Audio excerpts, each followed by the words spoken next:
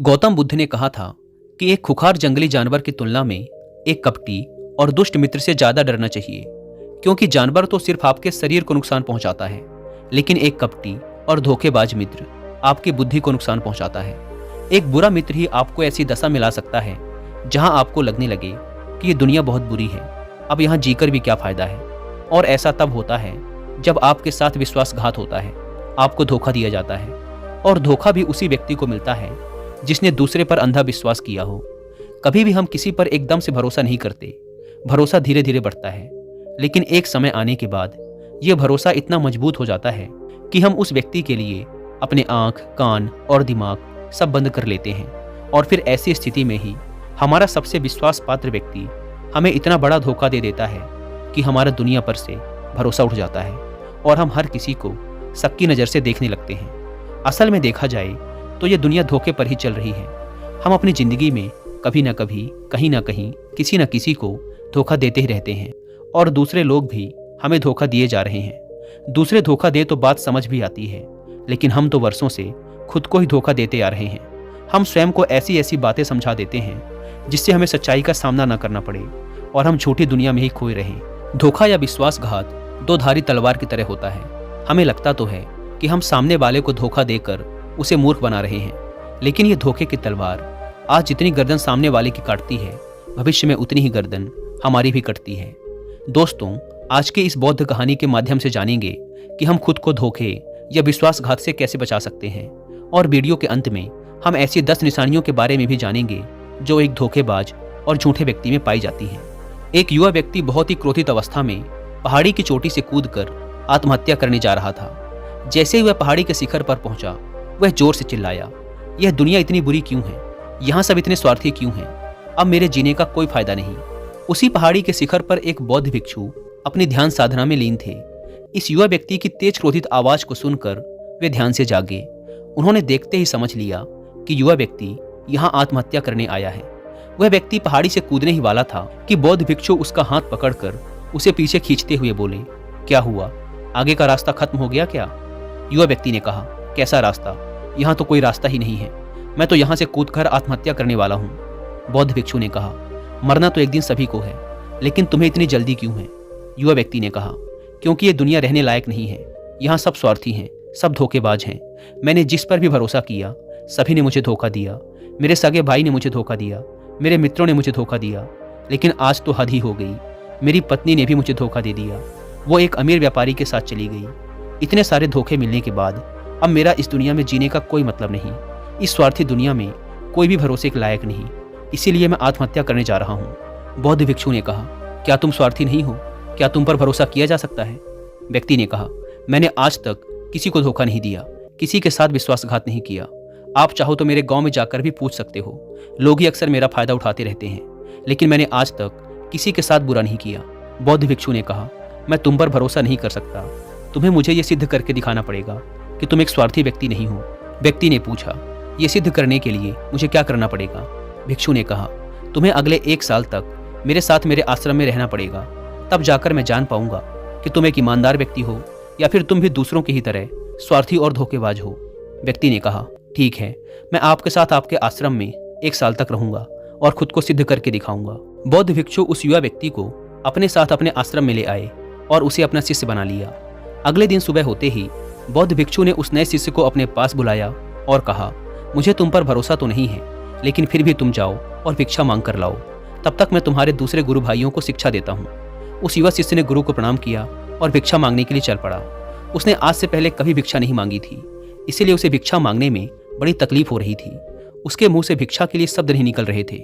उसका अहंकार उसे भिक्षा मांगने से रोक रहा था, लेकिन उसके अंदर एक अहंकार और उमड़ रहा था, गुरु को गलत सिद्ध करने का अहंकार। इसलिए उसने भिक्षा मांगी और उस भिक्षा को लेकर वापस गुरु के पास पहुंचा। उसके हाथ में भिक्षा देखकर गुरु ने कहा, तुम कुछ तो भरोसे के लायक हो।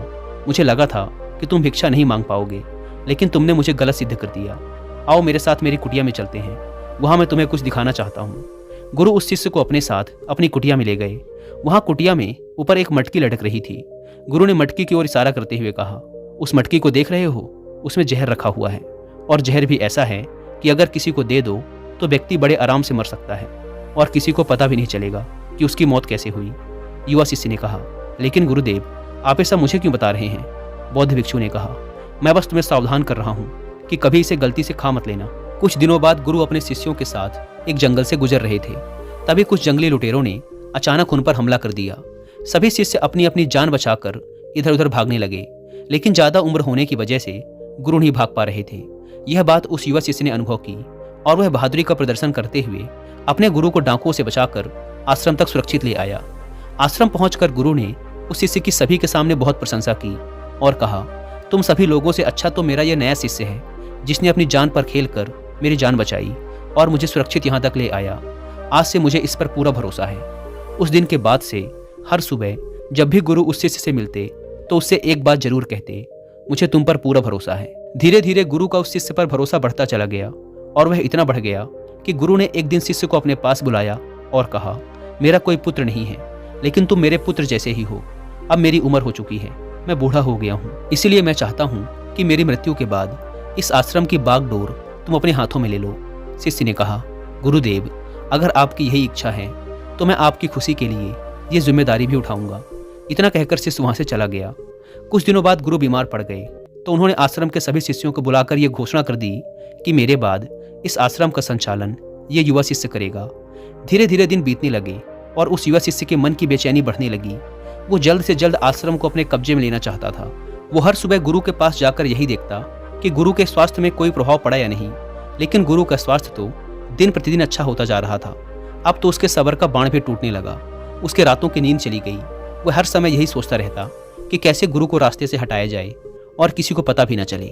कभी वह सोचता कि गुरु को नदी में धक्का दे देता हूँ, लेकिन अगले ही पल उसे ख्याल आया कि गुरु तो अच्छे तैराक हैं, वो तैरकर बाहर आ जाएंगे। फिर कभी सोचता कि गुरु को गला दबाकर मार देता हूँ, सब जानते हैं कि मैं गुरु का भरोसेमंद हूँ, इसलिए मुझ पर किसी को शक भी नहीं होगा। लेकिन फिर वह सोचता कि अगर थोड़ी सी भी चूक हुई तो इससे बात बिगड़ भी सकती है। मुझे कोई ऐसा तरीका ढूंढना होगा जिसमें गुरु की मौत भी हो जाए और सभी को यही लगे कि यह एक स्वाभाविक मृत्यु थी और भगवान को यही मंजूर था। एक दिन वह युवा शिष्य गुरु के पास उनकी कुटिया में बैठा हुआ था। तभी उसकी नज़र ऊपर लटक रही मटकी पर पड़ी। उसे याद आया कि गुरु ने कहा था इसमें जहर है, और जहर भी ऐसा है जिसका किसी को पता नहीं चलता। उसने सोचा कि यही सही रहेगा, ये जहर गुरु को दे देता हूँ और किसी को पता भी नहीं चलेगा कि उनकी मृत्यु कैसे हुई। फिर पूरे आश्रम पर सिर्फ मेरा नियंत्रण होगा। अगले दिन उसने चुपके से गुरु की कुटिया से वो जहर चुरा लिया और उसे गुरु के खाने में मिला दिया। गुरु ने वह खाना खा लिया और रात में सोने चले गए। लेकिन जब सुबह हुई तो पूरा आश्रम जागा, पर गुरु नहीं जागे। शिष्यों ने गुरु की कुटिया में जाकर देखा तो पता चला कि गुरु की तो मृत्यु हो गई है। जब यह बात उस युवा शिष्य को पता चली तो वह अंदर ही अंदर बहुत खुश हो गया और आश्रम को अपने नियंत्रण में लेने का काम शुरू कर दिया। उसी आश्रम में गुरु का एक सबसे पुराना शिष्य भी था। वह चुपचाप यह सारी घटना देख रहा था। वह अपनी कुटिया में गया और वहां से एक औषधि ले आया और वह औषधि गुरु को पिला दी। थोड़ी ही देर में गुरु की चेतना लौट आई और वह एकदम स्वस्थ होकर बैठ गए। यह सब देखकर उस युवा शिष्य के पैरों तले जमीन खिसक गई। वह बुरी तरह घबरा गया। गुरु ने बाकी के सभी शिष्यों को अपने अपने कामों में वापस भेज दिया और उस युवा शिष्य को अपने पास बुलाकर कहा, क्या तुम अभी भी विश्वास करने के लायक हो? क्या तुमने मुझे धोखा नहीं दिया? क्या तुम स्वार्थी नहीं हो? वह शिष्य गुरु के चरणों में गिर पड़ा और बोला, पता नहीं ये अपराध मुझसे कैसे हो गया। मैंने आज से पहले तो कभी किसी को धोखा नहीं दिया था। लोग ही मुझे धोखा देते आए हैं, लेकिन पता नहीं क्यों और कैसे मैंने आज आपको धोखा दे दिया। गुरु ने कहा, तुम मुझे धोखा दे ही नहीं सकते थे, क्योंकि मैंने तुम पर कभी भरोसा किया ही नहीं था। मैं किसी भी इंसान पर भरोसा नहीं करता। मैं केवल उसी पर भरोसा करता हूँ जो मैं अपनी आंखों से देखता हूँ। और मुझे तुम्हारे अंदर लालच दिखाई दे रहा था, और ये लालच भी मैंने ही तुम्हें जानबूझकर दिया था, क्योंकि कोई भी व्यक्ति केवल 3 कारणों से ही किसी के साथ विश्वासघात करता है। पहला स्वार्थ, दूसरा लालच और तीसरा ईर्ष्या। दोस्तों, यहाँ पर मैं आपको कुकू एफएम पर एक ऑडियो बुक रिकमेंड करूंगा जिसका नाम है दोगलापन, जिसे लिखा है भारत पे के फाउंडर और शार्क टैंक के सबसे फेमस जज असनीर ग्रोवर ने। इस ऑडियो बुक में आप सीखेंगे कि किसी पर भी अंधा विश्वास करना कितना भारी पड़ सकता है। असनीर ने अपने दोस्तों पर अंधा विश्वास किया, जिसका परिणाम ये हुआ कि उन्हें उनकी ही बनाई कंपनी भारत पे से बड़ी ही चालाकी से निकाल दिया गया। इस ऑडियो बुक को पूरा सुनकर आप असनीर ग्रोवर की लाइफ और उनके द्वारा की गई गलतियों से बहुत कुछ सीख कर उसे अपनी लाइफ में अप्लाई कर सकते हैं। मैंने भी अभी रिसेंटली ही इस ऑडियो बुक को सुनकर फिनिश किया है। 3 बातें जो मैंने इस ऑडियो बुक से सीखी हैं। पहली बात, किसी पर भी आंख बंद करके भरोसा नहीं करना है, और ऐसा काम या बिजनेस जिसको आपने बड़ी मेहनत करके खड़ा किया है उसका अल्टीमेट कंट्रोल अपने पास ही रखना है। दूसरी बात, हमेशा अपने से बड़े लोगों की संगत में रहिए और बड़ी बड़ी व नई जगहों में घूमने जाइए। असनीर दिल्ली के निवासी हैं। जब तक दिल्ली में थे लगता था यही सबसे बड़ी जगह है, लेकिन जब यूएस, कनाडा, फ्रांस जैसी जगहों में घूमने गए फिर उनका पूरा नजरिया ही बदल गया। और तीसरी बात, अपने परिवार को कभी नज़रअंदाज नहीं करना है, क्योंकि सबसे मुश्किल वक्त में केवल परिवार ही साथ खड़ा रहता है। इस किताब में सीखने लायक ऐसे ही और भी बहुत से इंपॉर्टेंट लाइफ लेसन्स हैं जिन्हें आप इस ऑडियो बुक को पूरा सुनकर सीख सकते हैं। और जिन्हें कुक एफएम के बारे में नहीं पता, यह इंडिया का सबसे बड़ा ऑडियो शो प्लेटफॉर्म है जहां पर आप 10,000 से ज़्यादा ऑडियो शोज को सुन सकते हैं, वो भी अपनी मनपसंद लैंग्वेज में। वैसे इस प्लेटफॉर्म का मंथली सब्सक्रिप्शन पड़ता है 99 रुपीज़ का, लेकिन अगर आप यूज़ करते हैं कूपन कोड WI50 तो आपको इसके फर्स्ट मंथ के सब्सक्रिप्शन पर मिलेगा 50% का डिस्काउंट, यानी आपको पड़ेगा 99 की बजाय सिर्फ 49 रुपीज़ का। ऐप को डाउनलोड करने की link description and first comment पर मिल जाएगी। आइए कहानी पर वापस लौटते हैं। उस युवा भिक्षु ने गुरु से पूछा, लेकिन गुरुदेव, मैं खुद को इस स्वार्थ, लालच और ईर्ष्या से कैसे मुक्त रख सकता हूँ? गुरु ने कहा, खुद को पढ़ो, खुद को जानो, खुद के भीतर उतरने का प्रयास करो। इंसान के भीतर बड़ी संभावना है, वह खुद को कुछ भी बना सकता है, वह कुछ भी हो सकता है। और जब तुम में कोई बदलाव आए तो खुद के भीतर झांक कर ये जानने का प्रयास करो कि तुम क्यों बदल रहे हो, कौन तुम्हें बदल रहा है, ये बदलाव अच्छा है या बुरा। खुद का आत्मनिरीक्षण करने का प्रयास करो। गुरु के ये शब्द सुनकर शिष्य ने फिर उनके पैर पकड़ लिए और कहा, गुरुदेव, मैं आपका ही शिष्य बनकर रहना चाहता हूँ और ये ज्ञान प्राप्त करना चाहता हूँ कि मैं कौन हूँ, क्या हूँ और क्यों मैं बदल जाता हूँ। गुरु ने कहा, हमारे आसपास ऐसे बहुत से लोग हैं और ऐसे बहुत से लोग हुए हैं जो इस बात की मिसाल हैं कि उन्होंने अपने स्वार्थ, लालच और ईर्ष्या के बस में आकर कभी भी किसी को धोखा नहीं दिया, किसी के भी साथ विश्वासघात नहीं किया। धोखा इंसान तभी देता है जब उसे लगता है कि जो वो कर रहा है उसे कोई देख नहीं रहा और भविष्य में भी किसी को उसका पता नहीं चलेगा और जो वो कर रहा है वही सही है। हालांकि पकड़े जाने के बाद खुद को बचाने के लिए वो तर्क और दे देता है कि मैं तो कुछ कर ही नहीं सकता था, मेरे पास यही आखिरी रास्ता बचा था, मैं मजबूर था। लेकिन हर धोखे के पीछे की सच्चाई यही है कि व्यक्ति उसे जानबूझकर अपने फायदे के लिए करता है। गुरु ने शिष्य की आंखों में देखते हुए कहा, याद रहे, हम जब भी किसी को धोखा देते हैं तो हम उसकी आंतरिक चेतना को ठेस पहुंचाते हैं और वह इतनी बुरी तरह आहत हो जाता है कि उसका किसी पर भरोसा नहीं रह जाता और वह अंदर से बहुत दुखी और खुद को बड़ा अकेला महसूस करने लगता है। इसीलिए अगर तुम चाहते हो कि तुम्हें कोई धोखा न दे पाए तो अपनी आंख, कान और दिमाग को खुला रखो। लोगों पर भरोसा तो करो, लेकिन इतना भी भरोसा मत करो कि वो तुम्हारा फायदा उठाने लग जाएं। हमेशा अपने सबसे महत्वपूर्ण कामों का नियंत्रण अपने हाथ में रखो और कभी भी अपने जीवन की बागडोर किसी दूसरे के हाथों में मत दो। और बीच बीच में खुद की भी जांच पड़ताल करते रहो कि जिस धोखे से तुम बचना चाहते हो कहीं वैसा ही धोखा तुम तो किसी दूसरे के साथ नहीं कर रहे हो। और अगर फिर भी तुम्हें कोई धोखा दे तो निराश मत होना, क्योंकि हर एक धोखा इंसान को कुछ न कुछ सिखा कर ही जाता है। धोखा खाने के बाद इंसान पहले से भी कहीं ज़्यादा सतर्क और समझदार हो जाता है। इसीलिए सिर्फ एक धोखे की वजह से खुद की जिंदगी को बर्बाद मत करो और इसे एक सीख समझकर आगे बढ़ जाओ।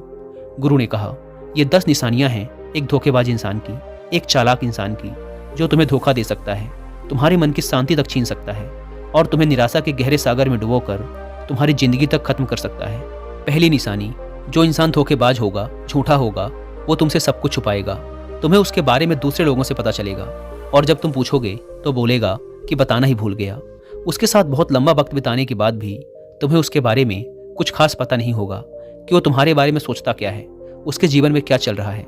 तुम हमेशा उसके बारे में दुविधा में ही रहोगे, क्योंकि वो तुमसे हर एक बात छुपाएगा, क्योंकि वो एक सच्चा इंसान है ही नहीं। एक सच्चे इंसान को कोई परेशानी नहीं होती अपने बारे में बताने में, वो लगभग हर एक बात तुम्हारे साथ साझा कर लेता है। लेकिन जो धोखेबाज होगा वो बड़ी सावधानी से चलता है।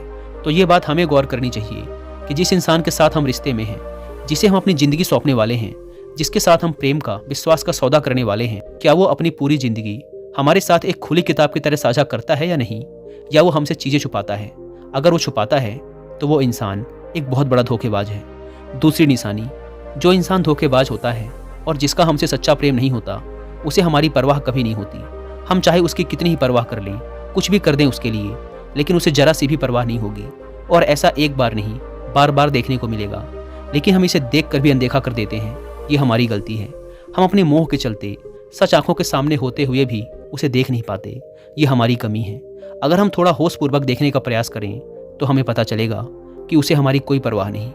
तीसरी निशानी, जो इंसान धोखेबाज होता है वो बहुत बड़ा झूठा भी होता है। उसकी खुद की बातें ही खुद से मेल नहीं खाती, उसकी जुबान बार बार बदलती रहती है, वह अपनी ही बातों पर खरा नहीं उतरता, लेकिन हम उसकी झूठी सच्ची बातों पर फंस जाते हैं, इसीलिए हम उसे पहचान नहीं पाते। चौथी निशानी, एक धोखेबाज व्यक्ति हमारे सामने तो हमारी चापलूसी और झूठी प्रशंसा कर लेगा, लेकिन वो कभी भी हमारे पीठ पीछे या दूसरों से हमारी प्रशंसा नहीं करेगा और हमें इज्जत नहीं देगा। हम चाहे उसके लिए मर ही क्यों न जाएं, लेकिन वो कभी भी हमारी प्रशंसा नहीं करेगा और हमें उतनी अहमियत कभी नहीं देगा जितनी हम उसे अपनी ज़िंदगी में देते हैं, क्योंकि वो एक दिन हमें धोखा देने वाला है। तो हमें बहुत बड़ा धोखा मिले, इससे अच्छा है कि हम पहले ही सावधान हो जाएं। पांचवी निशानी, वो क्या कहते हैं उस पर ध्यान मत दो, बल्कि वो तुम्हारे साथ क्या करते हैं उस पर ध्यान दो, क्योंकि बातें कहना बड़ा आसान है लेकिन करना बड़ा मुश्किल। पर अधिकतर लोग इन्हीं बातों पर आकर फंस जाते हैं। इसीलिए चाहे वो तुमसे कितनी ही बातें करें, कितने ही वादे करें, लेकिन जब तक वो उन्हें करके ना दिखाएं, भरोसा मत करना। छठी निशानी, ये अक्सर प्रेम संबंधों में देखने को मिलती है कि एक धोखेबाज व्यक्ति अपने से प्रेम करने वाले को ऐसे लेता है कि सामने वाला हमेशा उसके लिए उपलब्ध रहने वाला है, वो कहीं नहीं जाने वाला, यहीं पड़ा रहेगा उसके लिए। वो ना इज्जत देता है और ना ही सम्मान, और अगर उनसे सम्मान की भीख मांगी जाए तो वो और बेइज्जत करते हैं। अगर किसी रिश्ते में किसी से गिड़गिड़ाना पड़े, उससे भीख मांगना पड़े कि मुझे अपना समय दो, मुझसे बात करो, तो इससे घटिया रिश्ता और कोई हो ही नहीं सकता। जिसको तुमसे सच्चा प्रेम होगा वो खुद चाहेगा कि उसका ज़्यादातर समय तुम्हारे साथ बीते। जिससे तुम्हें समय की भीख मांगनी पड़े, समझ जाओ कि उसके अंदर तुम्हारे लिए कोई प्रेम नहीं है। सातवीं निशानी, उसके पास हर काम के लिए समय होगा, लेकिन तुम्हारे लिए कभी भी समय नहीं होगा। वो अपनी ज़िंदगी में तुम्हारे लिए कुछ भी नहीं छोड़ेंगे, लेकिन तुम्हें कभी भी छोड़ देंगे। वो तुमसे बात तभी करेंगे जब उनका मन होगा, ना कि तब जब तुम्हें उनकी ज़रूरत होगी। वो तुम्हें तो किसी दूसरे इंसान से बदल सकते हैं, लेकिन तुम्हारे लिए कुछ भी नहीं बदलेंगे, ना अपनी आदतें, ना अपना स्वभाव और ना ही अपना आराम। आठवीं निशानी, वो कभी भी तुम्हारे प्रति समर्पित और प्रतिबद्ध नहीं होंगे कि चाहे कुछ भी हो जाए, हम तुम्हारे साथ हैं, चाहे कैसा भी समय हो, हम तुम्हारा साथ देंगे। वो केवल अपनी शर्तों पर तुम्हारे साथ रहेंगे। जब जब उन्हें आराम होगा और अच्छा लगेगा, वो तुम्हारे साथ रहेंगे, और अगर उन्हें थोड़ी सी भी तकलीफ हुई तो वो चले जाएंगे, क्योंकि वो अपने आराम से बाहर आकर तुम्हारे लिए कभी भी कुछ भी नहीं करने वाले। नौवीं निशानी, वो तुम्हें हमेशा दुख पहुंचाते रहेंगे, कभी जानबूझकर तो कभी उन्हें पता भी नहीं चलता कि वो तुम्हें कितना दुख पहुंचा रहे हैं, और तुम्हारे दिल को ठेस पहुंचती रहेगी। जो इंसान तुमसे सच्चा प्रेम करता है, उसके साथ तुम्हें खुशी महसूस होगी। उसके साथ रहने पर तुम्हें ऐसा लगेगा कि जैसे तुम हल्के होकर हवा में उड़ रहे हो। और अगर तुम एक धोखेबाज, एक गलत इंसान के साथ रिश्ते में हो, तो तुम्हें सब कुछ भारी भारी और बोझिल लगेगा। ऐसा लगेगा जैसे कुछ ठीक नहीं हो रहा। तुम्हारे अंदर से ये आवाज़ आएगी कि ये रिश्ता ठीक नहीं है तुम्हारे लिए। पर अगर तुम उसे सुनकर भी अनसुना कर देते हो तो ये तुम्हारी गलती है। 10वीं निशानी, तुम उनकी ज़िंदगी में कहीं नहीं होते, कोई विशेष जगह नहीं होती तुम्हारी उनकी ज़िंदगी में। वो जब चाहें बड़ी आसानी से तुम्हें अपनी ज़िंदगी से निकाल बाहर कर सकते हैं, और उन्हें कोई फ़र्क भी नहीं पड़ेगा। अगर तुम्हें भरोसा नहीं और सच्चाई जाननी है उनकी, तो कुछ दिनों के लिए उनकी ज़िंदगी से गायब हो जाओ। उन्हें ज़रा भी फर्क नहीं पड़ेगा, बल्कि वो तो और खुश हो जाएंगे कि अच्छा हुआ मुसीबत गई हमारी ज़िंदगी से, अब हम और आज़ाद हैं, अब हम जो चाहें वो कर सकते हैं। दोस्तों, अगर आप भी ऐसे इंसान के साथ रिलेशनशिप में हैं तो होश में आ जाइए और जितना जल्दी हो सके इससे बाहर आ जाइए। यकीन मानिए, ऐसे रिश्ते से बाहर आकर आपको शांति, सुकून, प्यार सब मिलेगा। और क्या सिर्फ वही एक इंसान है इस दुनिया में? आप एक बुरे इंसान को छोड़ेंगे तो 10 अच्छे इंसान आएंगे आपकी ज़िंदगी में, जो आपको सम्मान देंगे, प्यार देंगे। पर जब तक आप ऐसे झूठे इंसान के साथ जुड़े रहेंगे, आपको दूसरे अच्छे इंसान दिखेंगे ही नहीं। लेकिन जैसे ही आप ऐसे धोखेबाज इंसान को छोड़ेंगे, आपकी ज़िंदगी में अच्छे इंसान आने शुरू हो जाएंगे। एक बात और, आजकल जिन लोगों के साथ रिलेशनशिप में, प्यार में धोखा होता है, वो कहते हैं कि प्यार व्यार कुछ नहीं होता, सब कुछ धोखा होता है, आजकल सब कुछ झूठ है। लेकिन ये पूरी तरह सही नहीं है। वो इंसान जिसने आपको धोखा दिया, वो प्यार का मतलब नहीं जानता था। पर आज भी दुनिया में ऐसे बहुत से लोग हैं जो प्यार करना भी जानते हैं और उसे निभाना भी जानते हैं। जिन जिन लोगों के साथ धोखा हुआ, वो तो अपनी तरफ से सच्चा प्यार कर ही रहे थे ना। प्रेम तो ईश्वर का वरदान है और प्रेम पर ही ये दुनिया टिकी है। अगर एक गलत इंसान आपके प्रेम को नहीं समझ पाया, तो इसका मतलब ये नहीं कि इस दुनिया में प्रेम ही नहीं है। ये दुनिया प्रेम से ही चलती है। ये हंसती नाचती दुनिया प्रेम करने वालों के बदौलत ही है। और अंत में एक बात और दोस्तों, अगर आपको अपने परिवार वालों से धोखा मिले या फिर आपको कोई गलतफहमी हो गई हो, तो कोशिश यही करिएगा कि आप लोग एक दूसरे की बातों को समझें, एक दूसरे को जानें और एक दूसरे को माफ़ करें। क्योंकि दोस्तों, आपको बहुत सारे लोग मिल जाएंगे, लेकिन आपके परिवार जैसे लोग आपको पूरी दुनिया में कहीं और नहीं मिलेंगे। हाँ, उनकी बात अलग है जो आपके परिवार से थोड़े बाहर के लोग हैं, जैसे आपका मित्र, कोई दूर का सगा संबंधी, या फिर कोई पड़ोसी, लेकिन परिवार के लोगों को माफ़ करने में ही समझदारी है। दोस्तों, मुझे उम्मीद है कि आपको ये वीडियो पसंद आई होगी। और जाने से पहले एक बार फिर याद दिला दूं कि कुकू एफएम पर दोगलापन बुक की हिंदी में ऑडियो बुक सुनना ना भूलें और मंथली सब्सक्रिप्शन पर 50% डिस्काउंट के लिए आप WI50 कूपन कोड का इस्तेमाल भी कर सकते हैं। धन्यवाद।